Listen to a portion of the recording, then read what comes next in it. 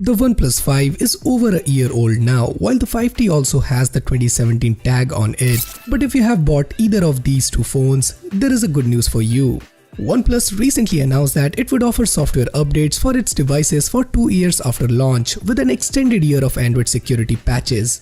Today, OnePlus has released the latest open beta version for its 2017 phones, the OnePlus 5 and the 5T. The slightly older OnePlus 5 gets OxygenOS Open Beta 13, while the OnePlus 5T gets OxygenOS Open Beta 11.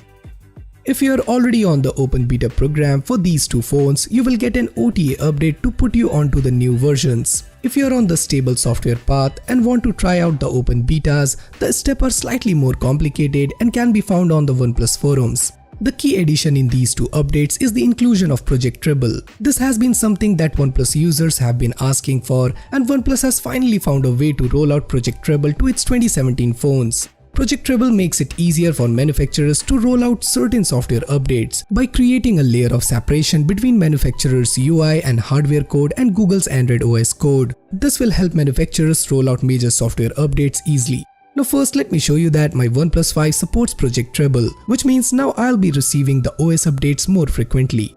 Apart from this, there are big changes in the user interface, more accent color customization, improved search tag in the app drawer, a new install category in the app drawer. More on that in the later part of the video.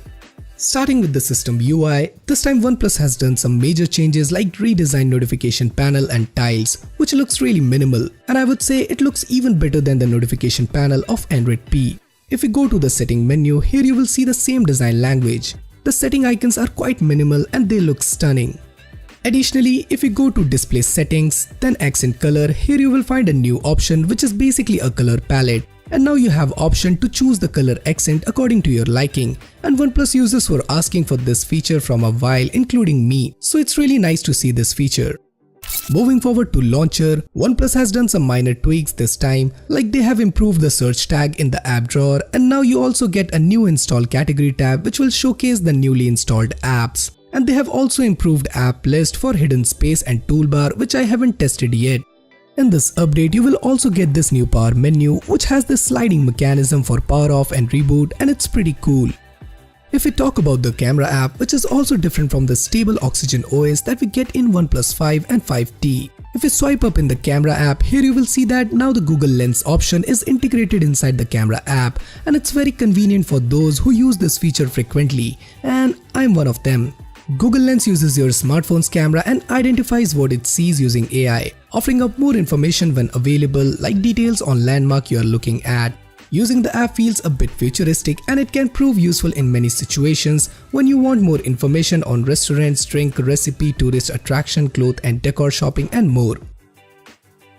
Now, if we have a look at the changelog for this update, it also says that there are some redesigned with improved user interface for the weather app, but frankly, I didn't find any major change. So guys, that's it for this video. If you find this video useful, then do let me know that in the comment section, and also let me know if I had missed anything. And for more future videos like this, do consider subscribing and hit the bell icon so that you never miss any future video from Extreme Droid. So this is Samir signing off, and I'll see you guys in my next one.